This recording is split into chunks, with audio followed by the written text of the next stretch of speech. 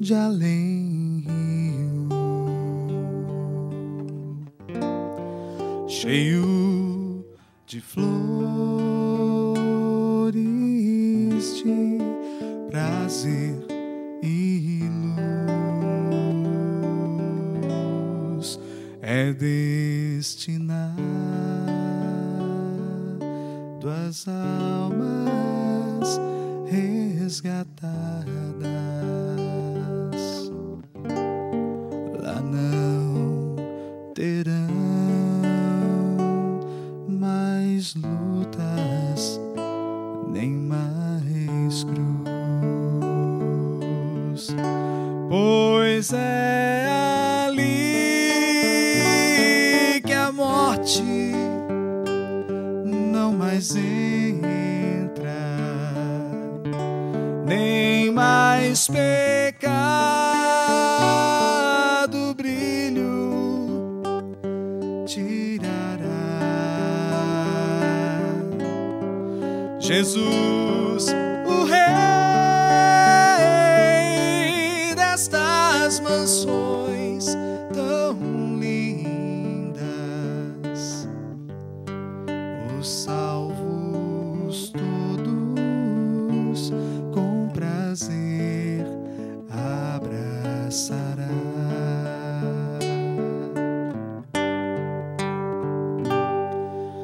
Lindo país, eu vejo a brisa mansa acariciar Campinas. No programa de hoje, estamos recebendo a visita do Sr. Plínio Pisani. Ele é um dependente químico recuperado através do programa Anônimos e hoje é proprietário da comunidade terapêutica Vitória. E estará abordando o tema sobre princípios de vitória. E se você, nosso telespectador, assinante da NET, tiver algum dependente, algum usuário em sua casa, acredite, hoje temos recuperação, hoje temos as casas que dão a cobertura desse tratamento, que até há certo tempo não se pensava. Hoje tem, sim, jeito para todos aqueles que são usuários e dependentes químicos.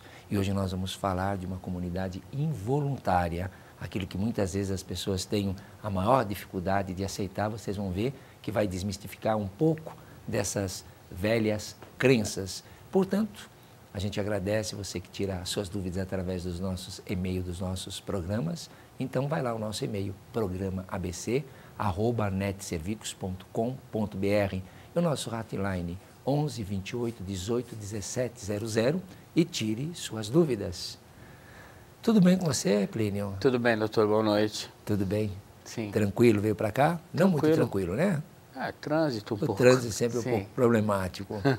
Pois é, hoje a gente vai abordar um assunto sobre essas comunidades. A gente fala muito de comunidades voluntárias e às vezes as pessoas têm uma dúvida em relação às comunidades através de mando judicial, que são as comunidades compulsórias, e principalmente a sua, que é uma comunidade involuntária. Sim. Né? Que as pessoas têm uma certa crença, sim, mistificam, acho que é o bicho de sete cabeças, sim, que não tem nada a ver, não, hoje, principalmente na sua, que eu já conheço, não é? Então eu gostaria que você então abordasse, já desse esse esclarecimento ao nosso telespectador, quando se faz necessário a comunidade involuntária? A comunidade involuntária se faz necessário com a ausência do desejo do ser, né, homem ou mulher, adicto ou adicta, de entrar por livre e espontânea vontade em recuperação.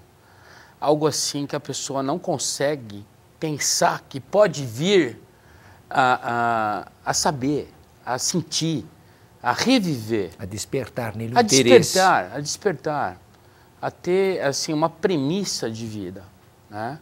Então, há necessidade da intervenção, né?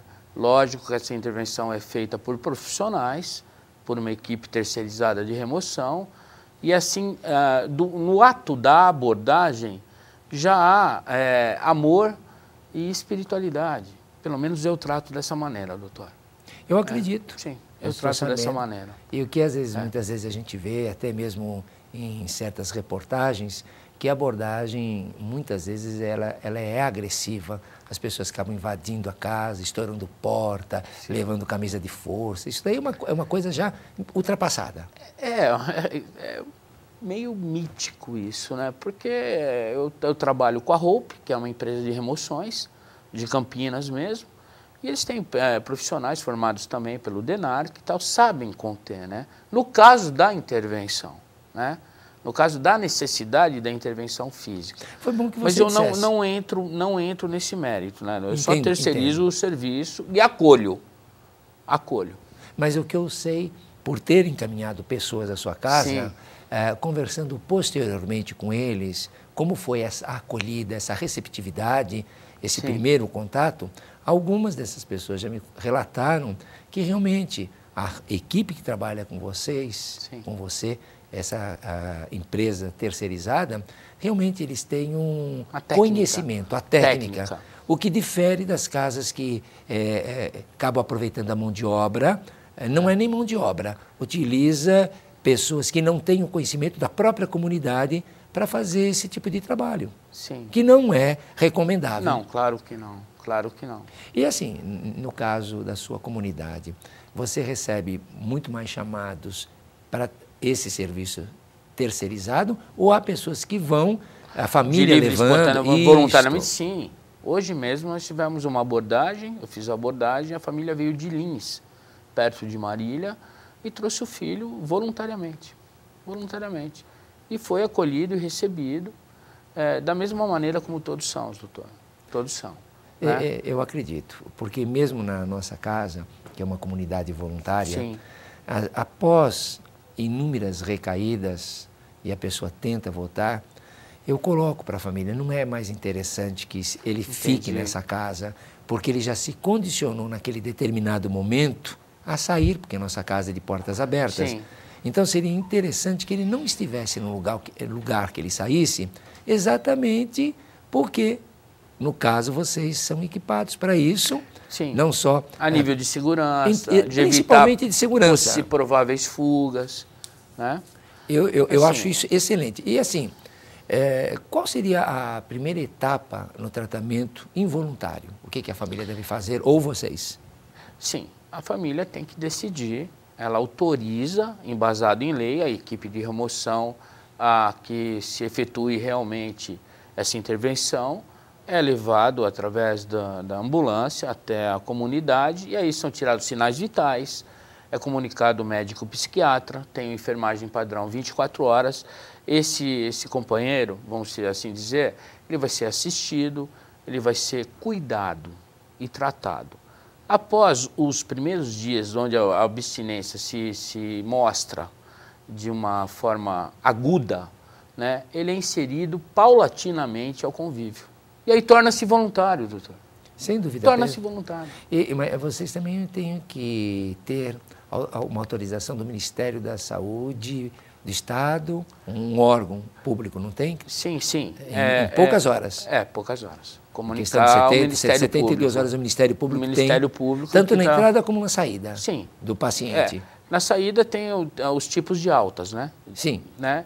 Mas, vamos supor, uma possível evasão, tem que ser comunicada através do boletim de ocorrência ao representante do Ministério Transferência Público. de comunidade, tudo se comunica ao órgão. Tudo. E na saída, independente de ser, mesmo aqueles que venham voluntariamente...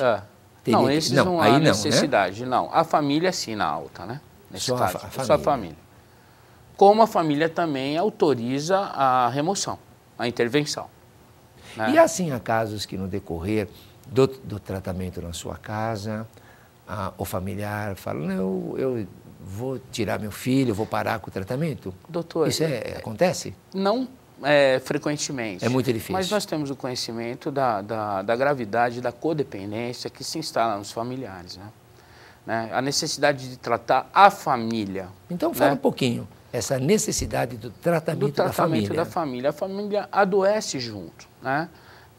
O adicto, ele, através das inadequações de lidar com as situações da vida em si, os seus relacionamentos intrapessoais, as inabilidades de lidar com coisas, lugares e pessoas, com seus próprios sentimentos, ele desenvolve personagens. Esses personagens, eles, quando encontram a substância, eles casam com ela, né? É um ser só, né? Subdividido em personagens, né? Um ser só. Então ele vive uma pseudo-lua de mel, né? E aí começa o pagamento. Em determinada altura do caminho, a adicção, o alcoolismo começa a cobrar. E aí o pagamento. No retorno, na viagem de volta, ele arrasta as pessoas queridas, né? Temos relatos de mãe que ficam semanas segurando a grade da janela, esperando o filho voltar, doutor. É agonizante, né? Angustiante. Né? Não sabe se vai voltar, se vai chegar através da notícia de um telefonema ou num camburão da polícia, etc. Né? E ela acostuma, por incrível que pareça, né, a depender, né, do dependente. Né?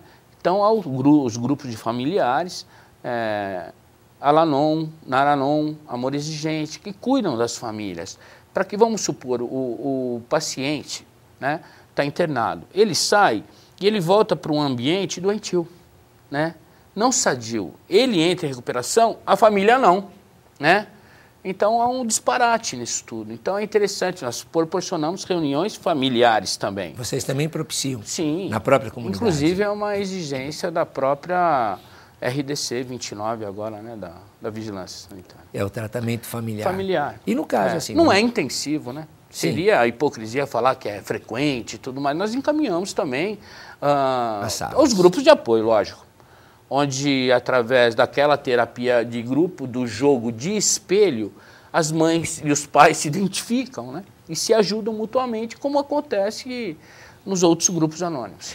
Tem grupos que a participação da família, eles não cobram uma participação assídua. Por exemplo, tem programas que quase que diariamente as salas estão abertas para os familiares. Sim. E outros programas, assim, uma vez ou duas na semana. Como é que você vê a família se tratando?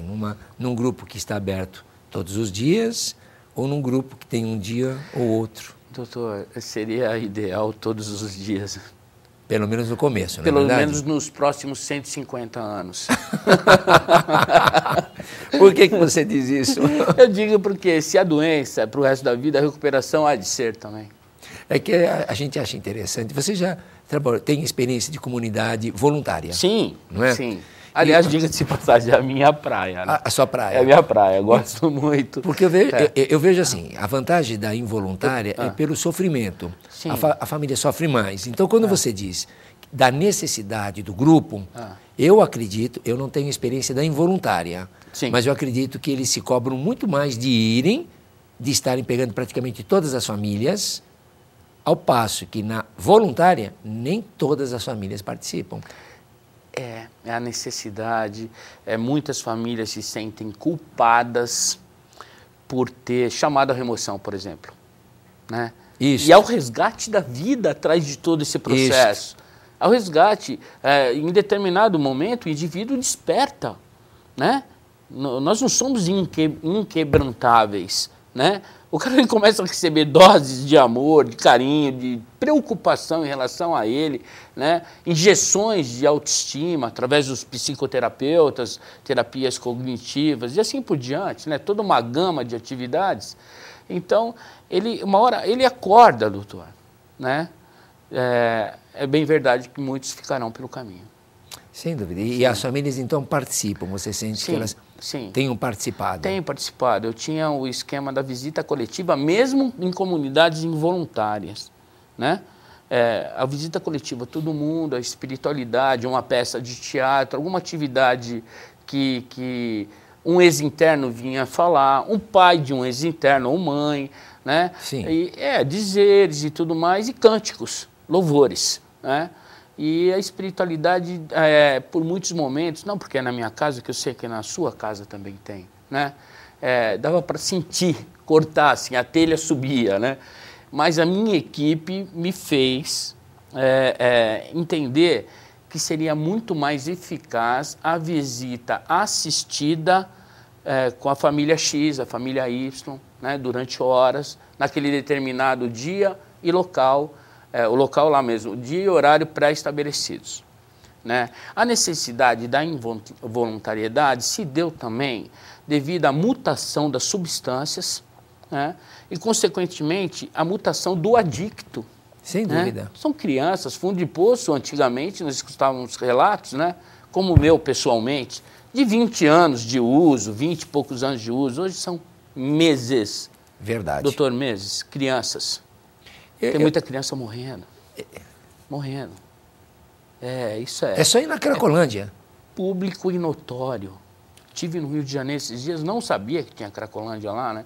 O que nós escutávamos falar é que os patrões do tráfico tinham proibido a entrada do crack lá, mas... Não, já agora não tem mais. Nível de Brasil, né? Exatamente. Está ceifando a vida das famílias, né? Ceifando a vida das famílias. Você acredita, então, que diante, assim, dessa tomada, dessa posição, começando da presidenta, não é? Sim. Que foi a fala dela, sim, acabou mexendo com, assim, setor da saúde, aliviou aquela coisa do SUS só querer tomar conta, assim, abrindo... Os CAPs AD, né? Exatamente. Ela pedindo a adesão da sociedade civil, através das nossas comunidades, sim, que também trabalhem em prol do que você acabou de falar. Sim, nós que hoje houve uma que... mutação social. Os sim, tempos mudaram. Não é? Não há e hoje dúvida. É um absurdo não aproveitar. É uma epidemia, doutor. E assim, eu vejo que hoje eles dão uma evidência no tratamento dos pares. Sim. É algo que todos nós sabemos. Aliás, desde 1935, sim, quando o próprio Dr. Bob falou, eu não converso com nenhum doutor e muito menos com um outro maluco que nem eu, um outro adicto, um outro sim, alcoólico, que sim, não vai entender porcaria nenhuma. Sim. Quando ele se depara e conversa com um igual e ele vê que tem eco às suas palavras, fica uns 5, 6 horas batendo um papo e querem continuar. Quer dizer, nós nascemos dali. Nasce dali. Quer dizer, nós que estamos aqui, que não somos, quer dizer, somos entendidos, somos doutores, porque vivemos essa situação. Mas como você falou, assim, muitas vezes os próprios médicos, psiquiatras que não tenham a informação da adicção, ou veja o nosso INSS, um monte de gente que se diz perito não entende nada. O sujeito é usuário de crack, não é? Está vivendo mais na rua. Eles não têm a percepção, aliás, precisaria falar para os senhores, vamos dizer, entendidos, peritos do INSS, que existe uma lei de 25 de novembro de 1938 que diz que qualquer usuário é proibido fazer tratamento domiciliar, sim, que o governo deveria estar. De 1938 existe uma lei pedindo para ser feito, não fazer a nível domiciliar, qualquer pessoa que faça uso de substâncias. Sim. Caramba! Eles precisam também ter curso de especialização, não é só comunidade terapêutica. Não. Na verdade, nós estamos realizando o trabalho que o Estado deveria estar realizando. Na Itália existem 600 comunidades de âmbito federal. Então o Plínio entra lá, bate o cartão, 8 horas da manhã, ele sai às 6, ele é um funcionário público federal. Né? Exatamente. Em cima da filosofia de vida das Irmandades Anônimas. E com uma equipe multidisciplinar. É o que hoje nós vemos, por nós termos esse conhecimento, nos tornamos pessoas capacitadas devido à necessidade. Graças então hoje a nós Deus. temos esse quadro de profissionais. Sim, essa gama de profissionais. Essa gama. E esperamos assim até que as autoridades continuem abrindo para as comunidades terapêuticas. Que abrandem os trabalhos sérios. Desculpa aqui, eu me inflamo. Não, mas doutor, é verdade, eu também. Mas autoridades precisam escutar o sangue adicto, aquele que sentiu na alma, na carne, na pele. Né? Sem dúvida. Parabéns, eu também penso do mesmo jeito. Mas a coisa está se abrindo, me parece que eles estão mais sensíveis. E o plano de tratamento na sua comunidade para esses rapazes, essas pessoas que você tem hoje? Sim, nós começamos com uma conscientização a nível de grupo, um acolhimento, né? Alocação no quarto, os companheiros de quarto, né? Uma carta de rendição, já com intervenção psicológica, né? Buscando, não no Plínio, no Plininho, do 0 aos 7 anos e tudo, que isso for se formalizar-se-á no quarto passo, mas aí o primeiro passo a nível intensivo, o vir acreditar, né, do segundo passo, a nível de acreditar que se eu mexo a mão, eu pisco o olho, quem fez isso fui eu e quem me fez, né? Assim, a grosso modo, dizendo, né? Deixar o homem dirigir a carruagem no terceiro passo, passos por escrito, com avaliações técnicas, né? Em cima de profissionais habilitados, formados pela Uniad, né? Psicólogos com mestrado de independência química, psiquiatra com doutorado em independência química, quer dizer... Que conhece. Conhece. E você tem casa para crianças? Tenho.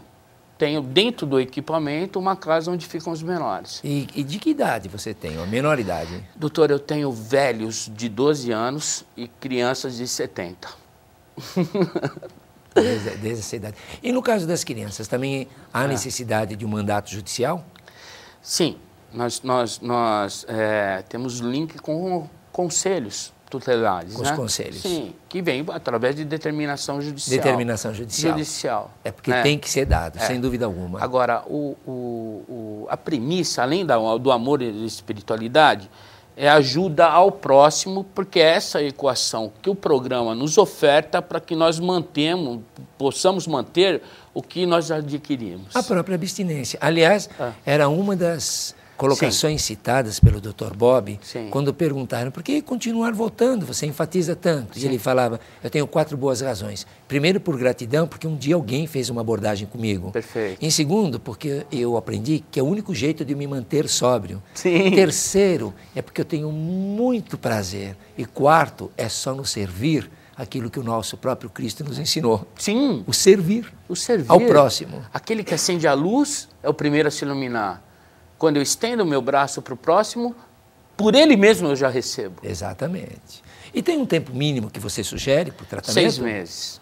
6 meses de tratamento. No caso da involuntariedade, salvo o melhor juízo, com posterior avaliação da equipe técnica. E há casos assim que, por exemplo, porque eu já recebi pessoas que já fizeram 6 meses involuntária e vieram para minha casa como voluntária. Como voluntária. Você, para alguns casos, você acaba sugerindo mais um tempo? Sim, uma progressão de regime, vamos dizer assim. Uma progressão de regime. É porque no caso... De reinserção social, né? Porque a gente tem uma vantagem em relação a você. Porque o tempo que você vai correr para chegar até onde a gente está partindo de um momento que ele está melhor que o seu. Sim, é um momento espontâneo, né? Exato, porque o meu veio pela espontaneidade. E o seu, quer dizer, até atingir essa coisa de se sentir bem, já se passou-se alguns meses. Já. Não é? Mas é um trabalho árduo e, ao mesmo tempo, gratificante. Né? Sem dúvida. Né? Nós estamos obtendo resultados satisfatórios, né? Nós recebemos telefonemas, eu recebo telefonema assim, hoje, vindo para cá, de uma mãe, um do sul, outro de Manaus.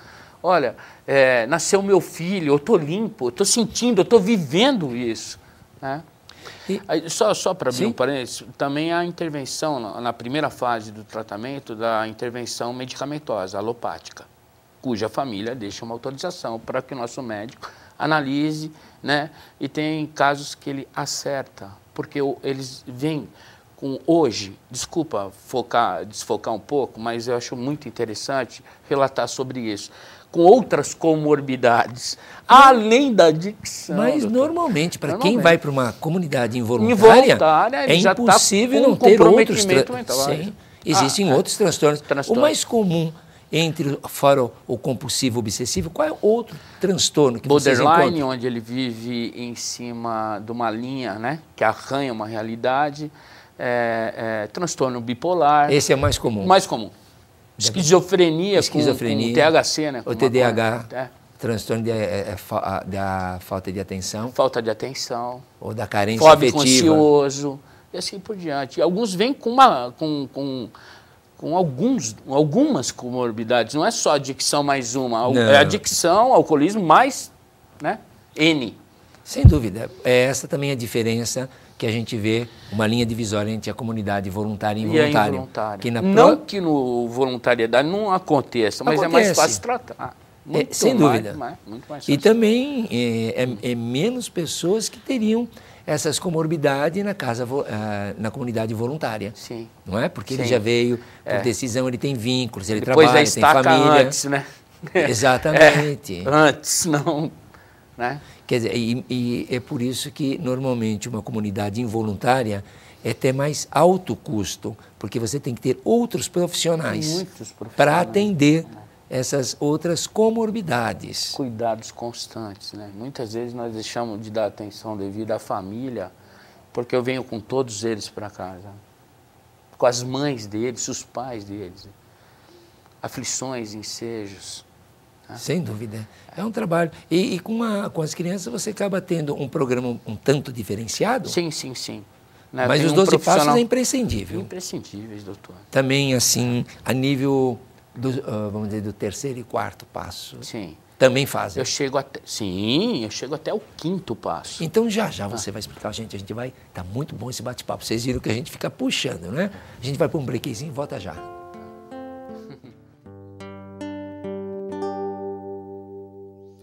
Supremo Deus, o grande eu sou,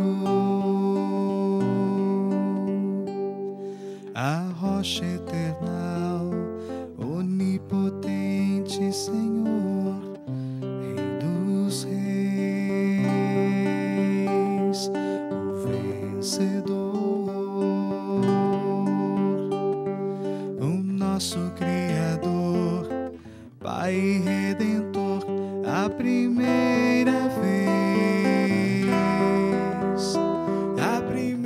vez que eu o vi correr, meu Pai correu pra mim, tomou-me em seus braços, com amor me abraçou, disse: filho, enfim você voltou, fitou meu olhar, enxugou meu chorar, com perdão em sua voz, disse: filho, eu ainda te amo.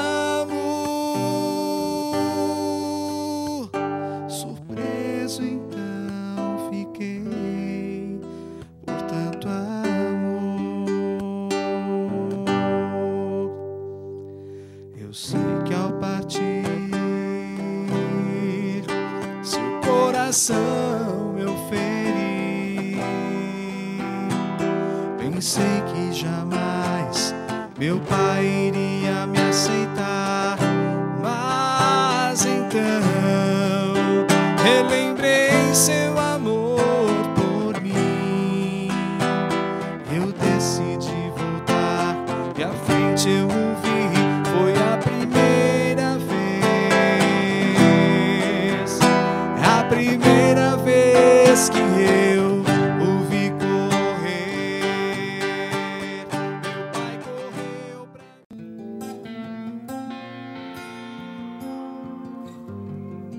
Quando fecho os meus olhos, sinto a tua presença, mesmo em meio ao barulho, meu coração está em paz. Quando olho no espelho, vejo um milagre de Deus. Transformou minha vida, um novo dia nasceu. Quero ver tua glória em louvor, te agradecer. Quero estar aos teus pés, Senhor.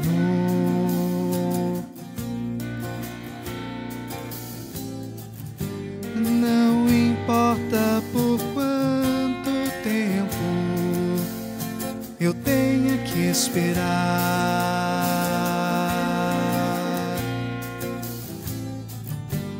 eu só vou me acalmar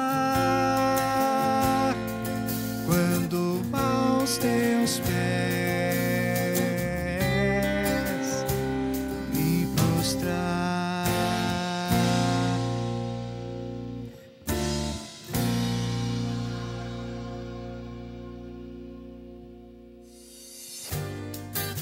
quando só tua voz me consola. Em momentos de aflição, no escuro do meu quarto, te busco em oração.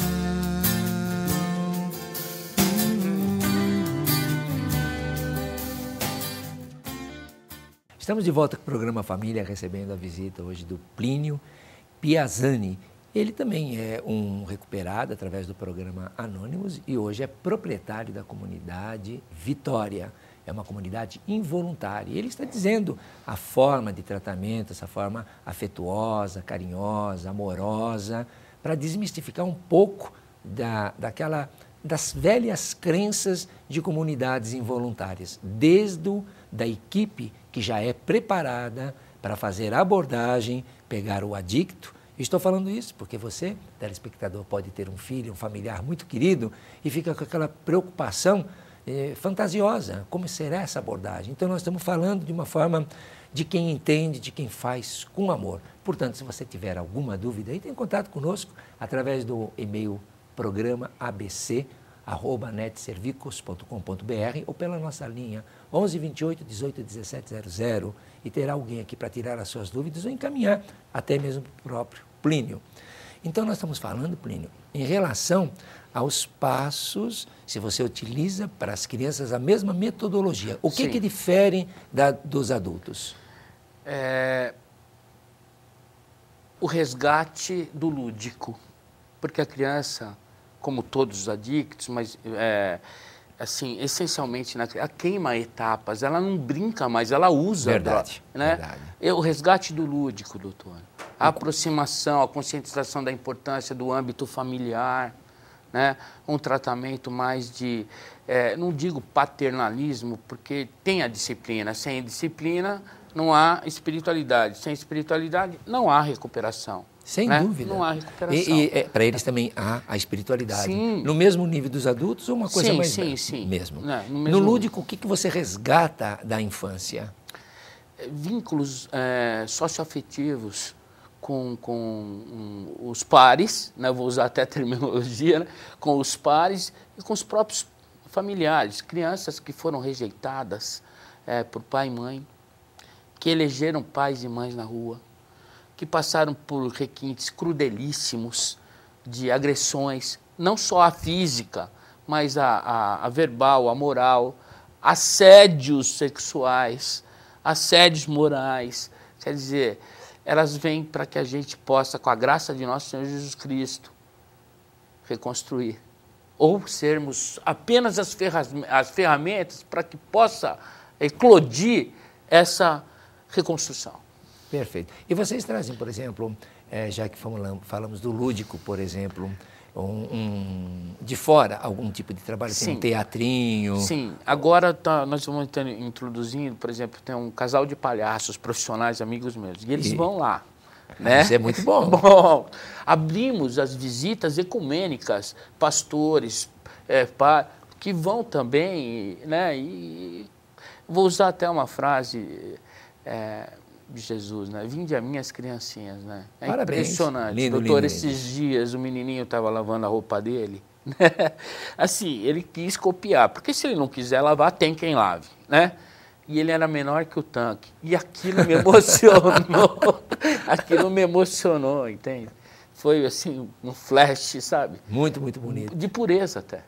Sem dúvida. E em relação à espiritualidade, o que vocês abordam? Feedback do Novo Testamento, louvores, leituras diversas. E por que desse ênfase que, como você colocou agora, que é imprescindível a espiritualidade no acompanhamento dessa redescoberta ou de algo que é um recurso interior para despertar ou aderir? É o sentir, o desabrochar, o perceber a presença da divindade mesmo, independente da idade, né?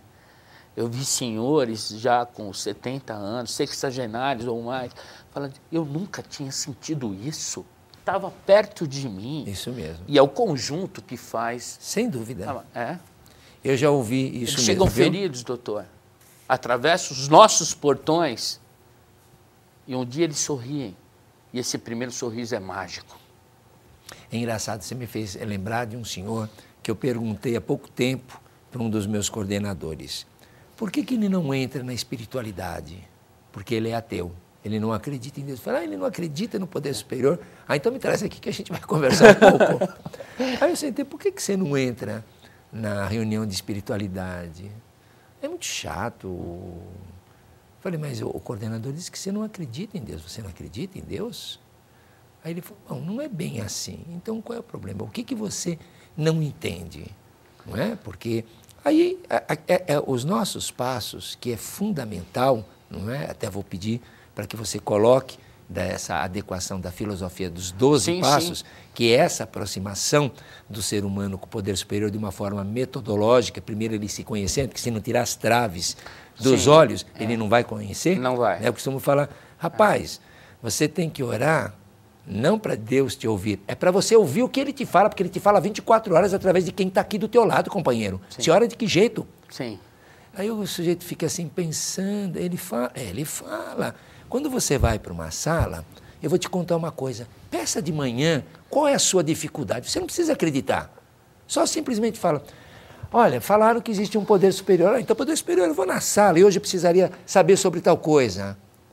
Você vai ver que ele fala, alguém nessa reunião, como você falou, os pares acaba falando. Então, me fala dessa adequação da filosofia dos 12 passos dentro da recuperação.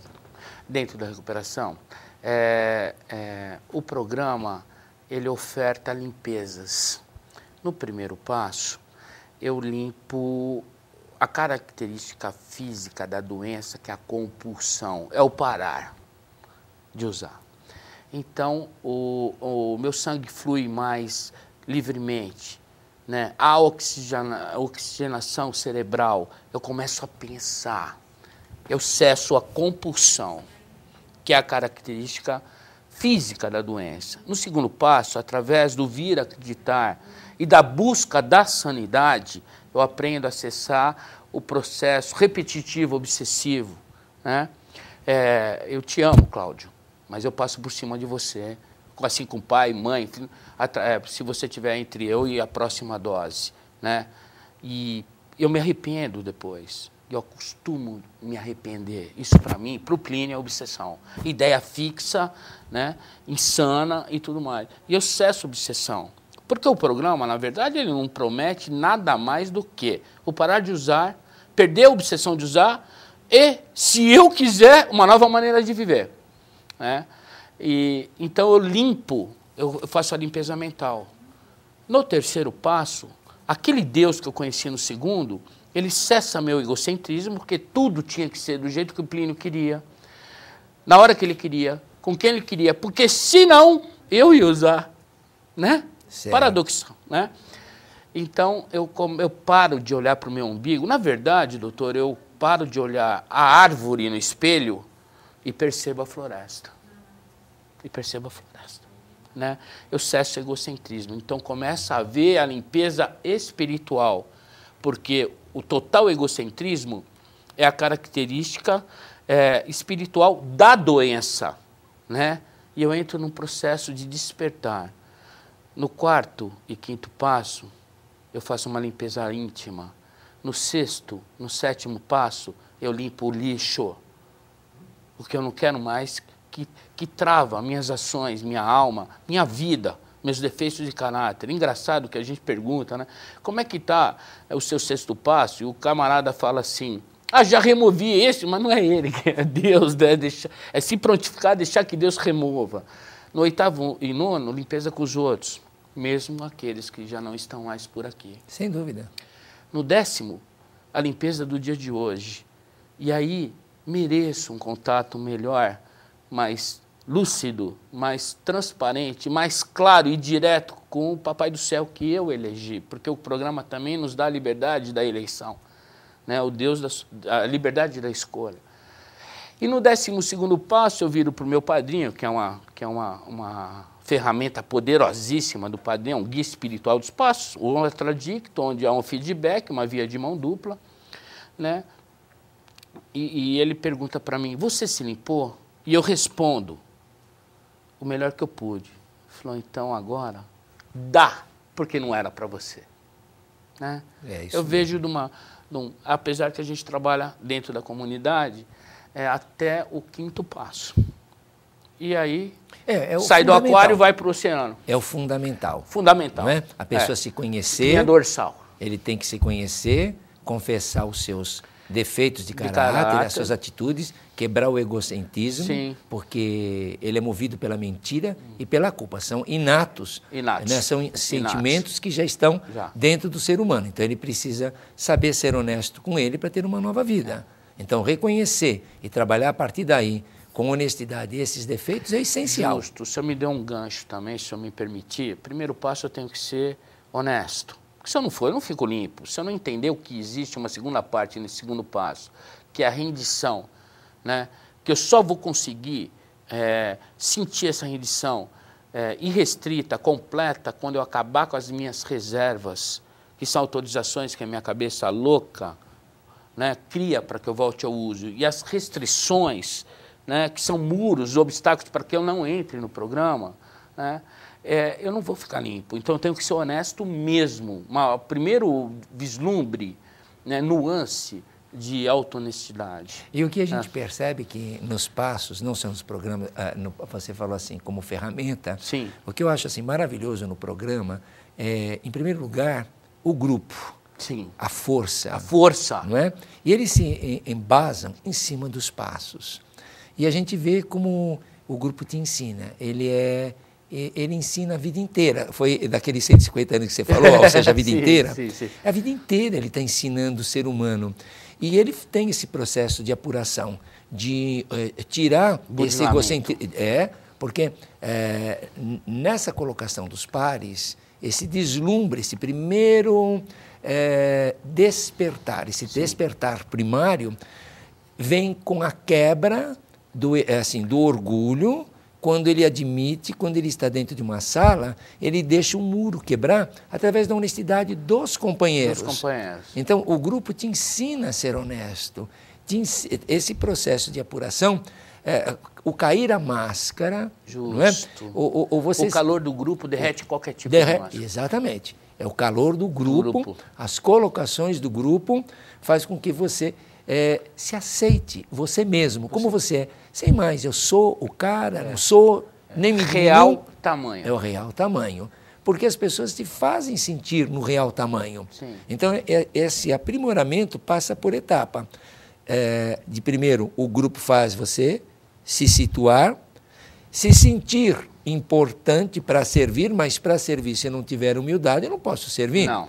Agora, as pessoas às vezes falam assim, eu gostaria de servir, não é? E aí eu costumo falar, quem gostaria de servir tem que ter, em primeiro lugar, boa vontade. Boa vontade não precisa mandar, ele faz, ele vê a coisa, ele tem iniciativa. E o que nós precisamos, porque muitos vão lá como telespectador, senta numa cadeira nos grupos anônimos, se o grupo devesse para ele, né? Exatamente. Eu falo, cara, você nunca leu lá que o servir, eu estou falando isso porque você falou o 12º, quando chega, agora você doa porque não é seu. Não era para você, passou por você. E se você não doar, não é? Você não fica com o que tem. Não mantém o que já foi adquirido. É que nem no poço, se você não tira a água, a água fica velha. E você quer uma água fresca. Não é? Jorre água limpa. Exatamente. Agora eu bati aqui E no seu 11º passo, diz assim o padrinho espiritual, que é Francisco, né? De Assis, ele coloca na oração que é só dando que pode se experimentar os sabores da vida. De receber. De receber alguma coisa. Então, a programação é fantástica. Queria fazer uma alusão ao 11º passo, que através da prece e meditação buscamos esse contato consciente com Deus da nossa compreensão. Eu estive presente no Fórum de São Caetano, alguns anos atrás, eu, companheiro Beleza, que eu vi uma partilha, uma temática sua. Minha. E está tatuada em mim, sobre o 11º passo. Uma maneira singela e tocante. Essa eu gosto de desde muito. Oxford. Isso mesmo. Isso mesmo. Lembro perfeitamente, como se fosse agora. Que bom, fico feliz. Absorvi. É um tema assim que me toca muito. Sim. Porque foi o 11º que me despertou a fazer esse trabalho. Uma missão linda. É uma missão. Uma missão.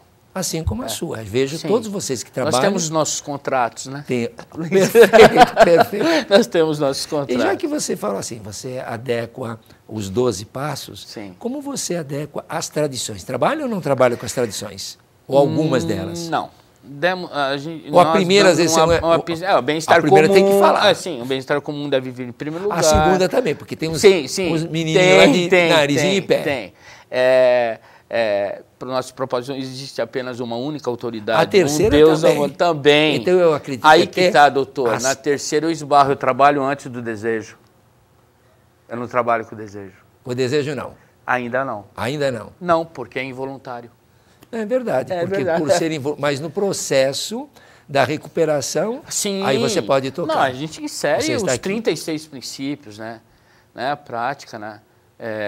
Dormiu na comunidade, jogou chinelo na cama, porque a velha história do chinelo, né? Que a gente vive repetindo isso mesmo. Ele vai dormir, ele joga o chinelo. Quando ele acorda, ele já ajoelha para pegar o chinelo, já faz a prece dele, né? E lembra que é uma dica. Como você falou assim do 11º passo e você vê como nós missionários, você também teve um despertar espiritual.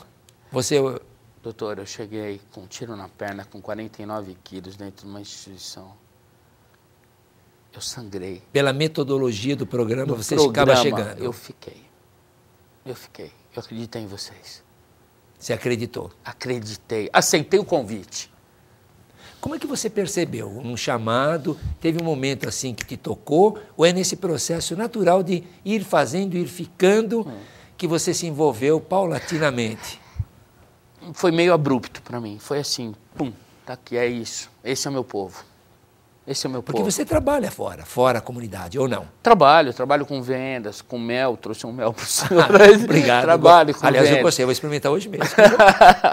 Mas me diz uma coisa, você trabalha com vendas. Trabalho. Onde fica maior o seu tempo? Na comunidade. Na comunidade. Quer dizer, intelectualmente você está lá fora, mas o coração está lá dentro. Está lá dentro. Está lá dentro. A maior parte do tempo fica onde? Na comunidade. E a família, como é que fica? Então, também está na comunidade? Não, confesso que deixa a desejar. A família compartilha desse seu amor pela comunidade? Sim, sim. Te apoiam? Sim, graças a Deus, Deus pôs uma mulher guerreira na minha vida. E ela não dá uma forcinha na comunidade, às vezes? Dá. Às vezes ela quer dar e eu não deixo. O que, por exemplo, que ela poderia, assim ser uma Compras, voluntária? burocrático, atendimento com mães. Ela é mãe também, né? Atendimento com outras mães. E esposa de um adicto. Sim, o que não é fácil. Que né? não é fácil. Não é fácil. Não é fácil. Ela não teve nenhum momento de passar com você situações difíceis? Não, doutor. Você não já sei, estava assim, no dia a dia... em sobriedade. Você já estava sóbrio já, quando o milagre aconteceu? vem se repetindo na minha vida há 16 anos e 28 dias. E você está casado há quanto tempo? Com ela há 1 ano. Ah, com ela 1 ano. 1 ano. 1 ano. E você tem filhos? Eu tenho 4 filhos. Quais as idades deles? 26 anos, Melanita, em Israel, fazem 17 que eu não vejo mais. O Ícaro, que está aqui, 21 anos. A Mira Jade, com 14. E a Yasmin, que é a caçulinha, com 8. Terrível. Você os vê todos? Sim. Com exceção desse que você... Sim, vejo frequentemente. Frequentemente. E como eles veem o pai hoje? Eu acho que eles poderiam responder, né? Mas eu faço a minha parte, doutor. Não só materialmente, mas eu procuro estar presente, né? Os dois do meio, eles não moram em Campinas, né? Mas a gente está sempre juntos. Viajamos, vamos em convenções dos anônimos, passeamos, né? Maravilha. Olha, eu perguntei tudo que estava com vontade de perguntar, né? Vou te eu falei também. Você veio aqui, eu tenho que perguntar. Eu falei também. Parabéns. Então, eu gostaria que você mandasse aos nossos telespectadores, assim, a sua mensagem, essa de um patrocinador, aquele que cuida com todo esse amor que você tem, como um adicto hoje recuperado, no processo, recuperado de recuperação. Hoje, mas num processo sempre, não é? Por favor.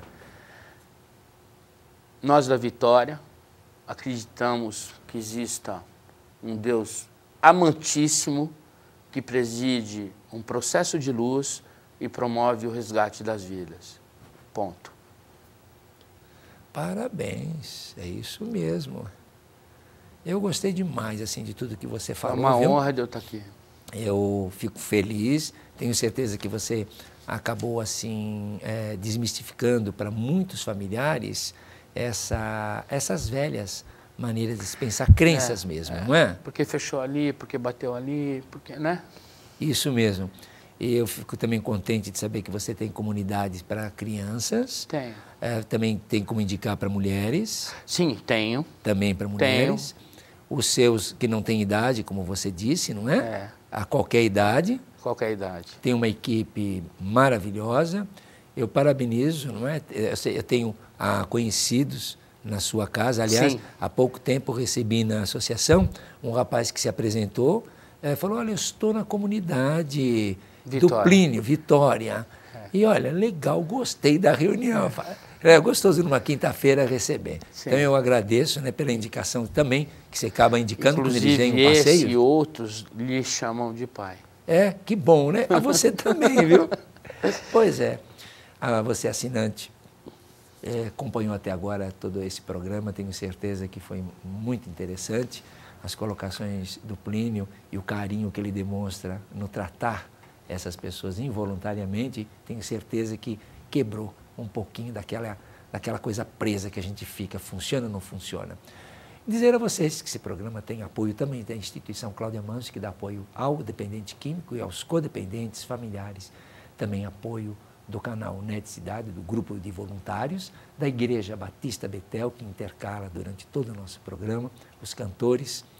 Também do nosso amigo Djalma, que manda semanalmente essas flores para encantar aqui, embelezar um pouquinho o programa, da nossa amiga Ana, do Trajes a Rigor, da Rua Piauí 999, São Caetano, e convidamos a todos os grupos anônimos do nosso país que queiram mandar o seu profissional ou mandar aquele que tenha conhecimento do assunto, mesmo que seja de outras comorbidades ou assuntos pertinentes à família, estamos de portas abertas. Esse é um programa voluntário, é um programa social e estamos aqui para recebê-los com o maior carinho. Nosso grande abraço e até o próximo programa. Posso imaginar como será quando ao teu lado eu puder andar. Posso imaginar o dia em que verei o teu rosto face a face, cercado por tua glória. Meu coração posso sentir batendo forte por ti, Jesus. Nesse dia eu vou sorrir. Posso imaginar, posso imaginar.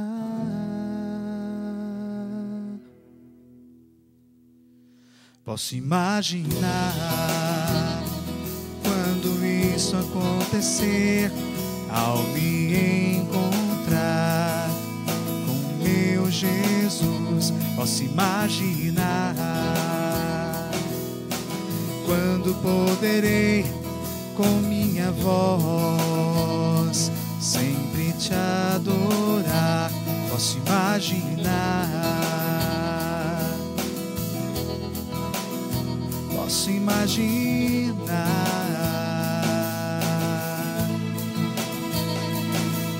cercado por tua glória. Meu coração posso sentir batendo forte por ti, Jesus. Nesse dia eu vou sorrir. Nunca mais direi adeus, e prostrado em tua presença vou cantar aleluia. Como é bom ouvir tua voz. Posso imaginar, eu posso imaginar,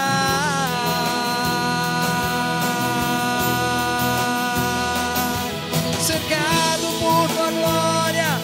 Meu coração posso sentir batendo forte por ti, Jesus. Nesse dia eu vou sorrir. Nunca mais direi adeus, e prostrado em tua presença vou cantar aleluia. Como é bom ouvir tua voz. Posso imaginar,